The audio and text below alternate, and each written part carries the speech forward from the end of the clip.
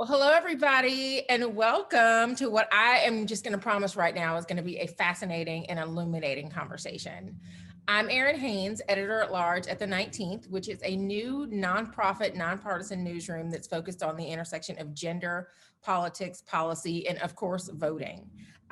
This is preparing for the election, a topic that could not feel more urgent right now. We are 30 days from election day, or I should say voting day. I don't want to say election day because I'm really trying to prepare people for the very real possibility that we are not likely to know the results of this election on November 3rd, although Jesse, you may disabuse us of that when we get going.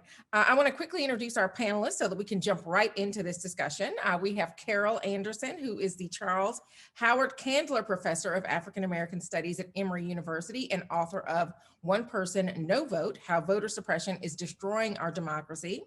Welcome, Carol. Hi, thank you so much for having me, Errin. And thank you to the Brooklyn Book Festival. We have Jesse Wegman, who is a member of the New York Times editorial board and author of Let the People Pick the President, The Case for Abolishing the Electoral College. Jesse, welcome to you. Thank you so much. And I believe we are going to be joined by Rick Wilson, longtime Republican strategist and co-host of the podcast, The New Abnormal, and author of Running Against the Devil, A Plot to Save America from Trump and Democrats from Themselves. But we are in Zoom Live, so stay tuned for Rick. So welcome to both of you, and let's get to it. I could talk to either one of you for 45 minutes alone each, but we don't have that luxury right now, unfortunately. But I promise to all of you watching, do not take it from me. We are going to start with both of our authors reading for about 5 minutes from their amazing books to give you a sense of their work before we get into our conversation. So Carol, I want to start with you. Give the people a sample of One Person, No Vote. Okay, I sure will. Thank you. Thank you so much. And the section that I'm going to talk about deals with looking at the battle between voter suppressors and those who are fighting for voting rights. And I'm going to focus this on the 2017 special election in Alabama. Yeah. Secretary of State John Merrill and other Republican lawmakers claim that they simply did not see the problem. The issue of access to the ballot box had nothing to do with Alabama rejecting government-issued public housing ID, closing the DMVs in the Black Belt counties, or touting a mobile voter ID card unit that provided only 2% of the cards needed. Merrill said, as long as I'm Secretary of State of Alabama, you're going to have to show some initiative to become a registered voter in this state. Alabama was, in other words, going to continue to treat the right to vote for African Americans as an obstacle course, creating more hurdles and trenches to jump over and walls to climb. And frankly, it looked hopeless because this is the Senate battle between Judge Roy Moore and Democrat Doug Jones. Frankly, it looked hopeless. Roy Moore was on the cusp of shaping the laws for the United States of America in the 21st century with a vision that was clearly 19th century antebellum. And a colleague of his said, Southern Baptists control the damn state and they'll vote for Roy. It'll be a landslide. Yet there has always been more than one kind of Christianity roiling and churning in Alabama. As Martin Luther King Jr. called upon it in 1963 from a Birmingham jail, so too did the Greater Birmingham Ministries and Bethel AME Church in 2017. And it can never be forgotten that the state that produced the Eugene Bull Connors, the Sheriff Jim Clarks, and the Judge Roy Moores also created the civil rights warriors who took down and defeated Bull and Jim, and now had Roy in their crosshairs. On election day, as the votes continued to be counted, the election seemed to mirror the classic Muhammad Ali rope-a-dope, with Black voters apparently overwhelmed, outmatched, and headed for sure defeat at the hands of a much more powerful opponent. But then, a blazing uppercut caught Roy Moore squarely on the jaw and sent his hopes snapping back as Black people in Alabama punched above their weight and delivered an unexpected and well-delivered stunning blow. And so fittingly, the first indication that Moore was in serious trouble came from a legendary place. Selma, Lord Selma, exclaimed Bernice King, daughter of Martin Luther King Jr. It's no coincidence, she tweeted, that Selma, where blood was shed in the struggle for voting rights for Black people, pushed Doug Jones ahead for good. And as the election results kept rolling in, the Black voter turnout surprised almost everyone. The stealth of the Get Out the Vote campaign, which made it seem so last minute. The apparently feigned nonchalance when media and pollsters hovered asking questions, and the significant barriers to the voting booth that Alabama crafted brought about a kind of confidence or resignation that Blacks would just not vote. But the Black belt simply came through. And while Selma had more reeling, Birmingham truly delivered the knockout blow. There, Jones picked up 83,213 more votes than Moore, and Republican turnout was significantly less than in 2016. There simply weren't enough white evangelical votes left in Alabama to revive his chances. There would be no recovery. There would be no getting up from the count. And as a result, there would be no senator in front of Roy Moore's name. Well, as the results became evident, the disgraced judge immediately raised the specter of voter fraud and pointed to overwhelmingly Black Birmingham the same way Kit Bond pointed to St. Louis and Trump to Philadelphia as the culprit. Moore insisted that the Black voter turnout rate was simply too high, and the Republican vote was mysteriously too low. For him, that could only mean one thing: voter fraud. The charge, of course, was as hollow as the man, and frankly, all of those before him who gave voice to this pernicious lie. Because in Alabama, as in the United States, African Americans know somebody paid a big price so they could come out and vote. And there were people who had the hoses turned on them. There were people who had the dogs turned on them. And unfortunately, in the 21st century, there were people who had to overcome every barrier that Alabama put in their way, and they did. But let's be clear, they shouldn't have had to. Voting is neither an obstacle course nor a privilege. It's a right. Thank you.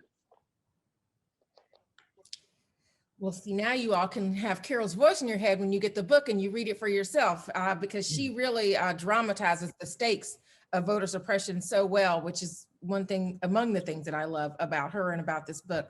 Jesse, let's hear from you about Let the People Pick the President. Give us a sample of making the case for abolishing the Electoral College. Thank you, Errin, and thanks to the Brooklyn Book Festival for having me on this really exciting panel. I'm now angry and inspired. And Carol, I really hope you read the audiobook of your book. Did you? Because I was thinking the same thing Errin did. I just want to hear you read that whole thing. All right. Well, next book, please do. All right. So I'm going to read from my introduction, which is sort of an overview of the arguments of my book. I'm going to string together two excerpts. The first is the final. The first excerpt is ending a passage of several pages in which I lay out the broad arc of democratization throughout American history. Starting with the removal of property qualifications and allowing poorer white people to vote, and going up through the Emancipation Proclamation and the 14th Amendment and the 15th Amendment, and then through women's suffrage at the 19th Amendment, and then into the Civil Rights era. And so this is a sort of, despite obvious setbacks and regressions, I'd say we're living in one of these right now. It's an unmistakable arc toward greater democracy and inclusiveness in our system of government. And so where I begin is at the ending of that, of laying out that list of that historical list. Today, with the important exception of some people with criminal records, every American 18 and older is automatically eligible to vote. In 200 years, we went from a country in which less than 1/5 of adults were allowed to vote to one in which virtually every adult citizen has that right. It's an astonishing story of democratic transformation. The founders, rightly or wrongly, believed the constraints they imposed on public participation in our government were wise, or at least inevitable. Today, we can point to the founders' own words to say with confidence that they were neither. Maybe this is the real American exceptionalism. Our nation was conceived out of the audacious, world-changing idea of universal human equality. And though it was born in a snarl of prejudice, mistrust, and exclusion, it harbored in its DNA the code to express more faithfully the true meaning of its founding principles. Over multiple generations, and thanks to the tireless work and bloody sacrifices of millions of Americans, some powerful, but most just regular people who wanted to be treated the same as everyone else, that code has been unlocked, and those principles, slowly but surely, have found expression. This evolution has brought us to a point at which all Americans now carry around the basic expectations of people living in any modern democracy. We are political equals, and our elections are decided by majority rule. We are quicker to notice the anti-democratic nature of institutions like the Senate, which was not meant to represent the people in the first place, but which has only grown more skewed as Americans cluster more tightly in a handful of states. And we are quicker to denounce partisan gerrymandering, an age-old practice in which lawmakers draw warped district maps to entrench themselves and their party in power, no matter what voters want.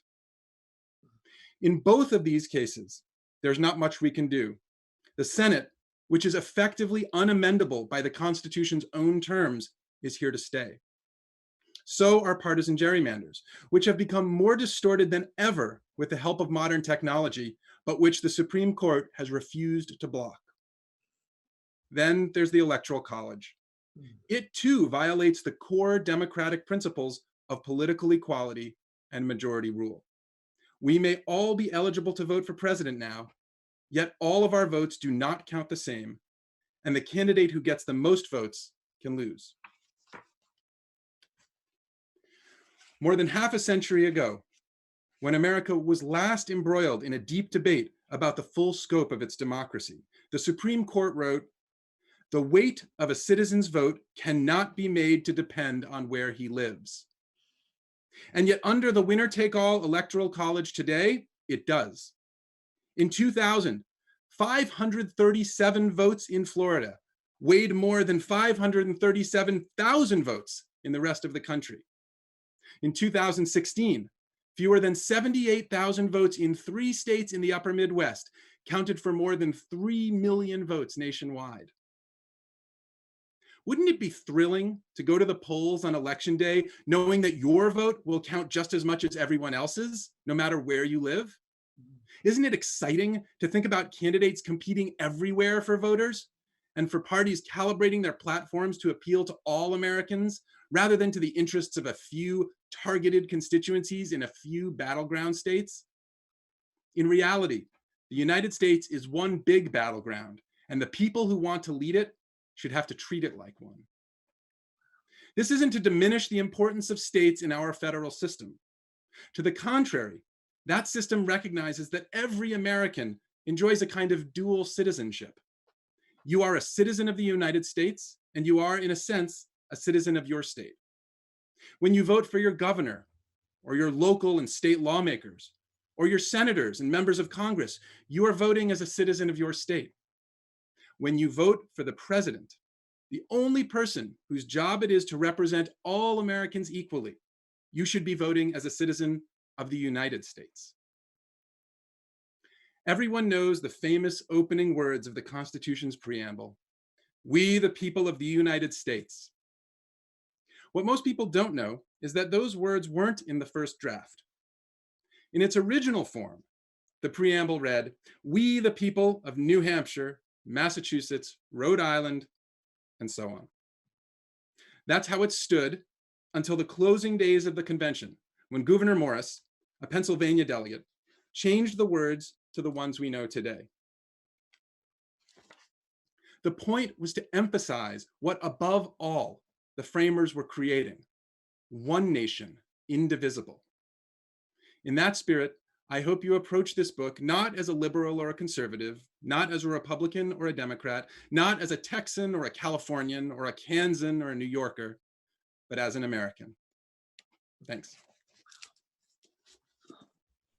For audiobook, an emphatic argument for democracy, Jesse. I am a fan of both of these books, have read both of these books. They have edified me as I've attempted to cover this election, which has been surreal and chaotic to say the least. But both of you have really written books that have been very clarifying and raise so many points that are so relevant to the moment that we now find ourselves in. So what I also love about this is that it really feels like, especially for the two of you, that your books are in conversation with each other about this moment. And I just couldn't think of two better people to be talking about this election 30-ish days out. And Carol, I'm going to start with you because you are one of the people that I always come to when I'm trying to better understand what the 21st century threat of voter suppression really looks like. I want to ask you about how you see that threat as having evolved in the pandemic, and also, what the impact of voter suppression is when it is pushed by Donald Trump, not as just a candidate for president as he was in 2016, when he was raising kind of the, specter of voter fraud in places like Philadelphia, where I live now, but now as president of the United States, when he is questioning the integrity of the election. So we've got 4 hours, right? Okay. No, Carol, we've got a few minutes. I will give the Cliff Notes version of this. One of the things that I've talked about when I've talked about the rise of Jim Crow and the Mississippi Plan that implemented all of those disfranchisement tools like the literacy test and the poll tax, was that what Mississippi did was to recognize that the 15th Amendment says the right to vote shall not be abridged on account of race, color, or previous condition of servitude. So what Mississippi did was to use the legacies of slavery, those societally imposed conditions, and make those conditions the access to the ballot box. Now, when you think about the disproportionate hit that COVID-19 has had on Black and brown communities, the death toll is staggering. Yeah. And so we've got a societally imposed condition happening here with COVID-19. We've had a regime that knew about how lethal this thing was, but refused to take hold of it and use all of the incredible resources here in the United States to bring this virus to heel. And so this thing has spread. 7 million plus infected, over 200,000 dead. And then you begin to see how it plays out, where we have states like Texas and Alabama and South Carolina that are putting up restrictions on absentee ballots that are causing people to have to choose between your right to vote and your right to vote safely. Mm-hmm.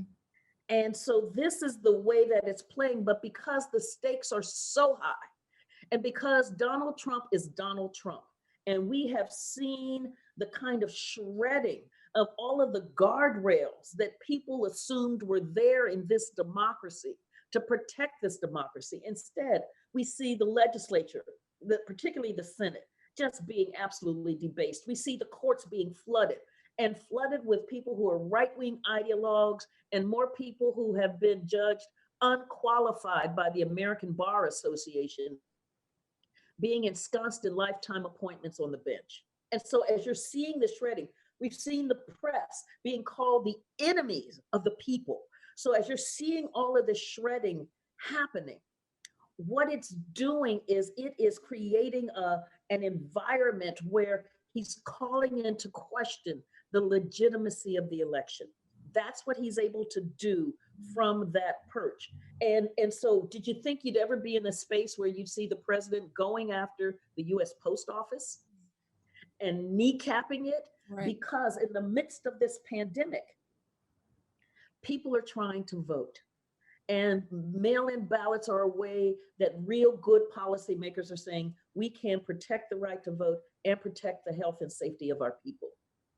Instead, it's like, no, like old Jim Crow. You vote, you die. You vote, you die. That's what they're setting up here. And having that come from the perch of the White House makes it as lethal as having Bill Barr, the Attorney General, fabricating, for all intents and purposes, PR moments to talk about voter fraud, voter fraud, voter fraud, to again undermine what they know is going to be a landslide against this regime. Yeah, yeah, and also just the idea that voter access has become so partisan, right? I mean, it is that you have a party that is not doing everything to help people vote safely and participate fully, and then you have another party that is pushing back against that and trying to open up access. This is to Jesse's point here. I mean, this is supposed to be about we the people, and yet it is feeling like the issue of voting has just become so very divisive. And how is that harmful to the framework of this democracy? And how does that notion contribute to voter suppression, the politicization of just the notion of voting? Yeah. So here in Georgia, where I am, our primary got pushed back because of the pandemic. And the Secretary of State said that he would send out like absentee ballot applications. And the Speaker of the House, a Republican, got on a broadcast and went, "This is absurd. If every registered voter gets a ballot, then that means that they can vote. And if we have high voter turnout, that's going to be devastating for the Republicans." So imagine the concept of, if every voter votes, that's devastating for us. Instead of, we have to have the kinds of policies that resonate with a broad swath of the American public so that they vote for us. Instead, it is, how do we shut down as many sectors of the American electorate so we can maintain power? That's not democracy. And I think that's really getting to what Jesse's laying out as well. Well, yeah, let's get to what Jesse's laying out, because Jesse, I know a lot of people are tuning in here because they need some perspective on the Electoral College. We're all trying to become constitutional scholars in 30 days or less. And we saw the outsized role of the Electoral College in 2016, right? This institution is coming back into focus for a lot of voters this year, with talk of record turnout that frankly could see huge numbers for the popular vote, right? And so I want to start by asking if there are lessons from 2016 that have bearing on this year as you see it, and how should we be really managing expectations around the Electoral College on voting night? I will not call it election night, and the days, weeks, and I don't even want to think beyond that, in between. Yeah, you shouldn't have to be a constitutional scholar to understand how you choose the leader of a modern representative democracy. That argument by itself is enough in my mind for us to switch to a direct popular vote for the president. It's how we elect essentially every other office in the country. And the arguments in favor of not doing it that way for the presidency fall apart, as I break down in the book. Your question with regard to the lessons of 2016, and I think this is where Carol's point comes in, and in some ways it's the counterpoint to my kind of rosier picture of, right, this sort of arc of democratization. Of course, if you read nothing else in my book except what I just read you, it has almost a naive quality to it, as though there haven't been, violent quasi-terroristic efforts to keep specific populations from voting, and most often people of color and communities of color from voting throughout this nation's history, obviously through slavery first, and then even after slavery, things got counterintuitively worse because Black people now counted as 5/5 of a person, and yet they still couldn't vote because of Jim Crow and other state mechanisms to keep them from voting. So you have that whole history obviously running alongside of my more positive democratic arc story. When you get to 2016, I think the lessons that arise out of that, is really the power of that winner-take-all rule, the state winner-take-all rule. And one of the things I try to explain in my book, and that I think so many Americans don't understand, is the Electoral College that we all fight about online, on social media, and on TV, in the newspapers, with our families and friends and colleagues, is not the Electoral College that is in the Constitution. The Electoral College that's in the Constitution is a very sort of bare bones system. The founders threw it together in the final days of the convention when they couldn't agree on anything else. It was a rush job in the last few days in early September, as they were saying to each other, we're exhausted, we're tired, we're angry, we just got to get this document done and sent out to the states for ratification. All that really says is states get a number of electoral votes equal to their representation in Congress. That means their numbers of members of the House of Representatives and then their 2 senators. And beyond that, it says explicitly, the electors shall be awarded in such manner as the legislature of the state shall direct. In other words, it is up to state lawmakers to decide how electoral votes are awarded. 48 states right now, all but Nebraska and Maine, award their states by what's called the winner-take-all rule, which means no matter how many votes the candidate who gets the most votes gets, if it's 1 vote more than his or her opponent, or if it's 100 votes or 10,000 votes, they get all of that state's electors. And that is what distorts the national electorate so dramatically. It's not about the small states, it's not about the big cities. It is about the state winner-take-all rule, because that means that you have these battleground states, as I referred to in the excerpt that I read from, battleground states where a slight shift in the outcome can swing the entire slate of that state's electoral votes from one candidate to the other. We obviously saw that happen in 2000, where it was a few hundred votes that made the difference for the entire country, right, who was going to be president. And in 2016, what we saw was 78,000 votes. It sounds like a lot, that's like smaller than the University of Michigan football stadium, right? Right? Like, that's a very small number of people in a country where 130, 140 million people cast a ballot. And in places like Wisconsin, where a voter ID law was found by a federal judge to have disenfranchised more than 200,000 otherwise eligible voters, the margin was, I think, around 22,000. Donald Trump's victory margin was 22,000. So I really think that winner-take-all rule is all important there, right? Because 1/10 of the number of people who should have been able to vote was all that it took to swing all of Wisconsin's electoral votes from Hillary Clinton to Donald Trump. And again, I think in Florida in 2000, we have a similar example where there was a felon disenfranchisement list, right? Florida, as we know well right now, is in the midst of yet another battle over its felon disenfranchisement laws.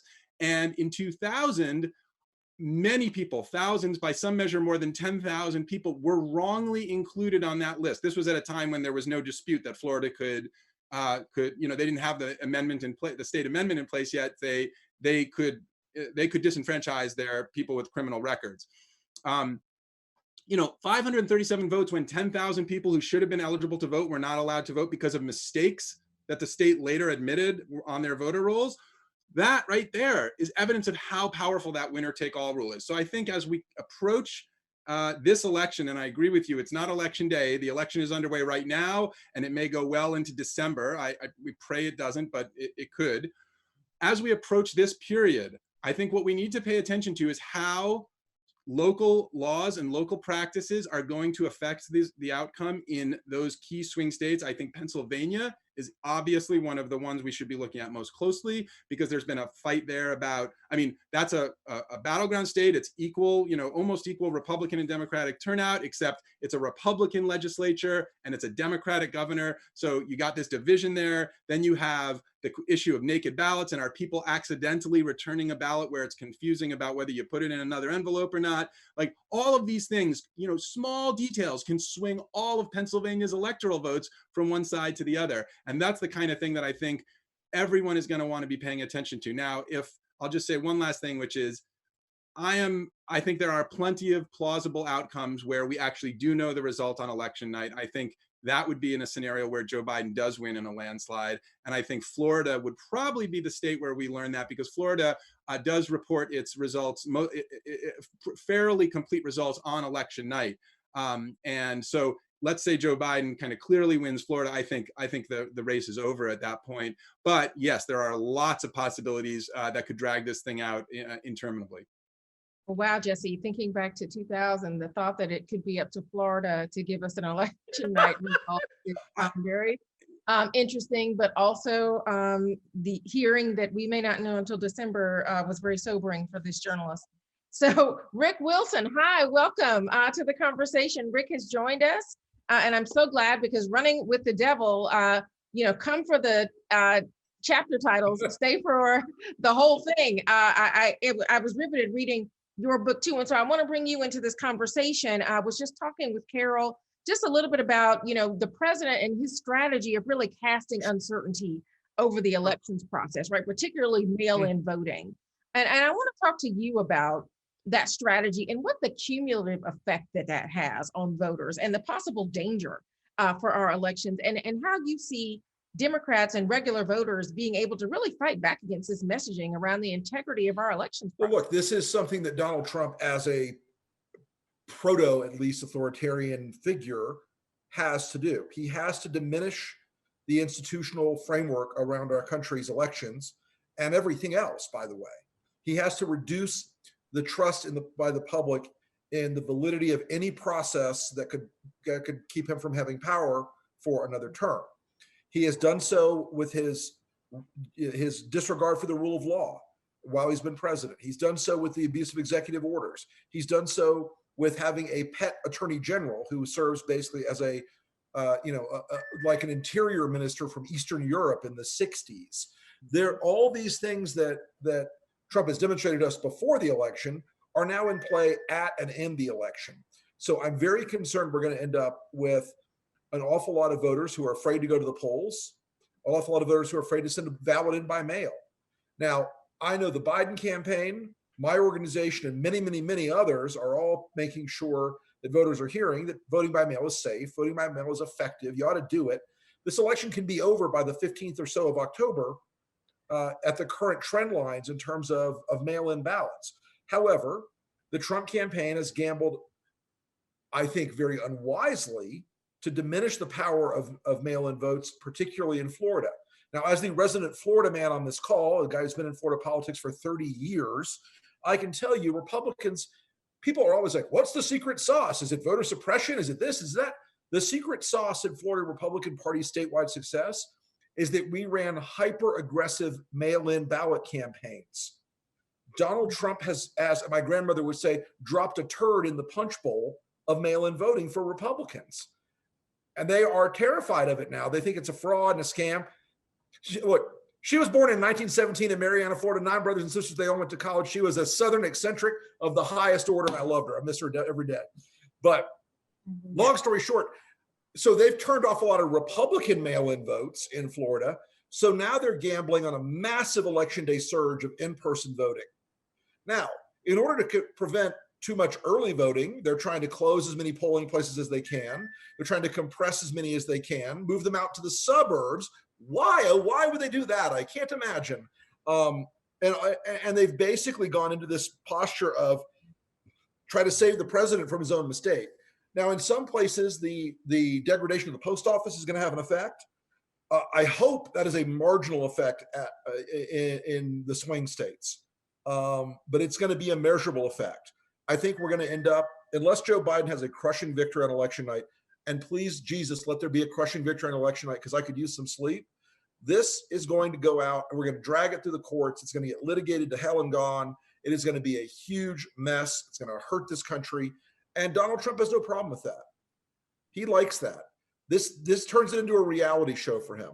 You know, as someone said to me recently, he goes, you know, if somebody came to Donald Trump and said, listen, we can break all these systems and steal this election, but it'll be the last small d democratic election in this country's history. Donald Trump's response would be, what's the downside? He believes that he is going to be able to do what he does with everything, get out of it, scam his way through, BS his way through. You know, he's a day trading, reckless degenerate, and he is going to do everything he can at the last minute to try to get out of this thing. Well, y'all can, as a fellow Southerner, yes, I know those grandma-isms are priceless and prescient, and come, there's more where that came from, folks, in Rick's book, I assure you.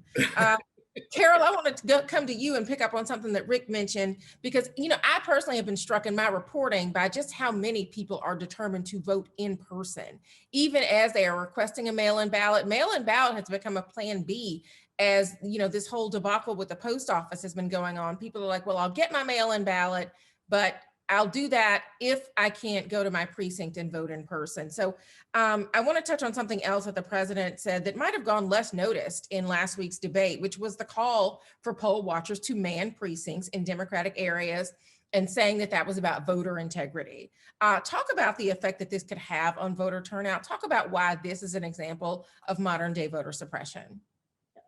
Because what this is doing, where we have seen poll watchers, and again, we have a long, nasty history of this coming out of Reconstruction, where Black men have the right to vote, and they are confronted at the polling stations with violence, with folks threatening to kill them. And actually, we have had massacres happening. The Hamburg massacre in South Carolina, the Ocoee, Florida massacre in 1920. And remember that this new iteration is coming out of a consent decree that the RNC, the Republican National Committee, had because of voter intimidation using poll watchers, using off-duty police officers, for instance, up in New Jersey, in minority communities. Now, we all know, and I think it's more salient now, it's more visible now, the very tense relationship, for instance, that Black communities have with law enforcement. So when you start stationing cops, even though they're off duty, at polling stations, you already know what you're doing. You are really creating a situation, again, where folks are having to make that decision about their right to vote, or about having to deal with law enforcement, and knowing how that can go sideways quickly.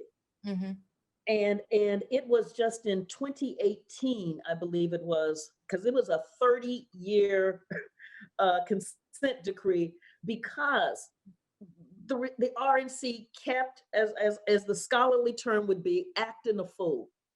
And they kept doing stuff that then the Democrats would go, did you see this mess? And the judge would be like, dang. And so the consent decree kept coming. It kept coming. Well, it ended in 2018. That is what Trump is relying upon. And so you're going to get this fusion of his call, his nurturing of white supremacist violence, with this call to go up to these minority communities to make sure they're not stealing the election. And so, and that fusion there is because the way that Blackness gets associated with criminality in this society, right? So the language of stealing the election becomes like, well, duh. And so he pulled that stunt in 2016 in Pennsylvania, where he was encouraging his folks to go up to Philadelphia.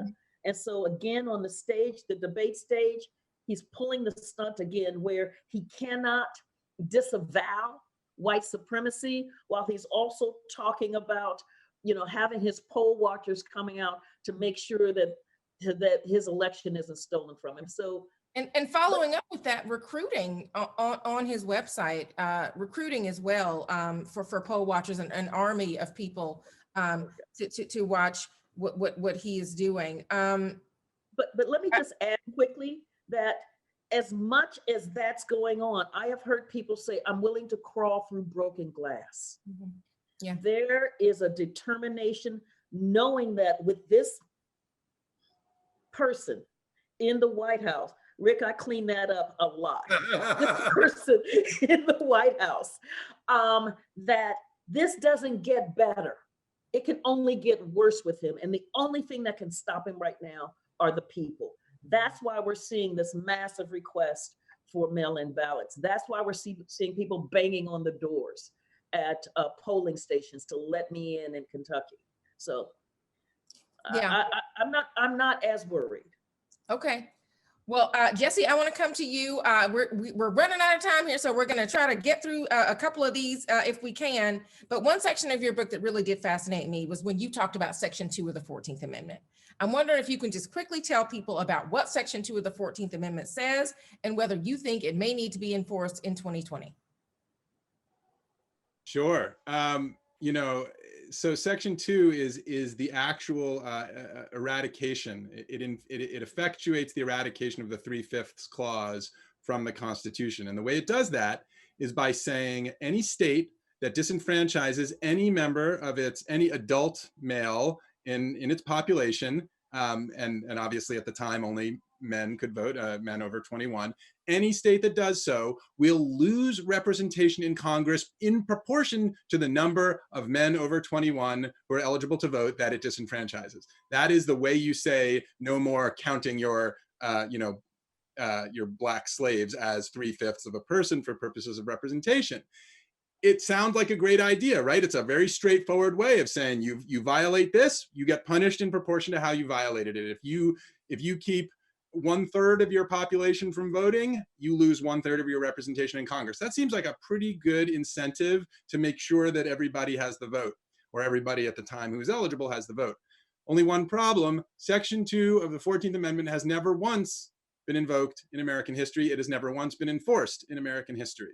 Mm-hmm. So you have this loaded gun that was aimed at the southern states. It was a very intentional clause that was included in the 14th Amendment that has never once been fired. And I really think in order to, and what you're seeing right now is the playing out of that through voter suppression of the type that Carol so beautifully illustrates in her book. When states know that there are going to be no or few consequences for disenfranchising large numbers of their voters, just as long as they paper it over with a phony rationale that happens to affect all the black voters but nobody else, they know that they'll keep doing it, and they'll keep doing it more. If Section 2 of the 14th Amendment were available as a legal remedy, or I should put it this way, it is available as a legal remedy. If it were enforced by the courts, I think you would see a dramatic downturn in instances of this disingenuous voter suppression. Unfortunately, I think even before whoever, whether it's Amy Coney Barrett or someone else gets on the court, this court was already very unfriendly to voting rights. John Roberts, drafted the, execrable opinion in Shelby County versus Holder, which essentially let most southern states and some other states around the country off the hook for decades of their wrongdoing, and we now see it all over the country, right? It's not just in the South; it's in Wisconsin, and it's in Ohio, and it's in New York, and it's in Oregon, and it happens everywhere. I think if you had Section 2 enforced and you had Section 2 as a part of the Constitution, we would see a lot less of that. Yeah. Well, with the absence of Section 5 of the Voting Rights Act, Section 2 of the 14th Amendment may need to make a comeback. Rick, I'm going to give you the last word on this because we have an upcoming vice presidential debate, I think, depending on what happens here with this coronavirus diagnoses, and another presidential debate on tap, which is supposed to be a town hall style format. So that'll be kind of a different dynamic, maybe with voters in the mix. I want to know your predictions for both of those debates, and also what you think about how both sides maybe underestimate their opponent. How both sides underestimate their opponent. Well, I will say this first off. I believe that Senator Harris needs to go in there prepared for Mike Pence to imitate Trump and try to stonewall. She's not going to get in a colloquy with him. He's not going to give rational answers. She needs to treat this like a prosecution, not a debate. Mike is a very stubborn, on message, Mike, when Mike speaks, it's like making license plates. It's just this repetitive thing. He doesn't get off message. So she's going to have to really work to do that prosecutorial mojo that she's got. And we saw it a few times in the debates, and we've seen it certainly more often while she's in the Senate during hearings. She needs to bring that to Mike in a very direct way. She needs to not in any way be glib, because it's tempting to trivialize Mike Pence. But I think he's such a terrible person and a terrible representation of what Trumpism has become, that she just needs to keep hitting him with their malfeasance, their failure on COVID. What Pence misapprehends about Senator Harris, first off, she's a woman, and he does not come from a culture of strong women in the slightest. He comes from a culture that is no matter what, he's going to look at her as somehow inferior to him at some level. And so I think she needs to be ready that he's going to be a little patronizing. He's going to be a little bit of a pat on the head. She needs to not get angry when he does that. As for the second presidential debate, I give it about a 30% chance of happening. Okay. Well, no. Two Wow. reasons. Donald Trump set his ass on fire and ran around the stage at the last debate. It did not go well for him. Even before he was diagnosed officially with COVID and that the public knew about, our polling at the Lincoln Project was showing that Biden had gained between 4 and 7 points in various states based on the debate performance alone. It is popping out in all the state polls we're looking at right now. And Donald Trump hates to lose. He hates to be a loser, and he was a loser. I don't think he's going to put himself through that again, and he may not be physically up to it. Yeah. Well, as promised, people, this was a fascinating conversation that went by way too quickly. I'm sorry I ran a little bit late today. Listen, you more than made up for it when you showed up. So thank you. I loved your book, by the way. Thank you, Rick. All of our authors and to everybody who tuned in. And remember to make a plan so that you can participate safely and fully in this democracy. Make sure that you are registered, request your ballot if you need to, and make sure that you know where your ballot drop-off or precinct location is. Take care, stay safe, everybody, and don't forget to vote. Have a great afternoon. Thank you so much. Thanks.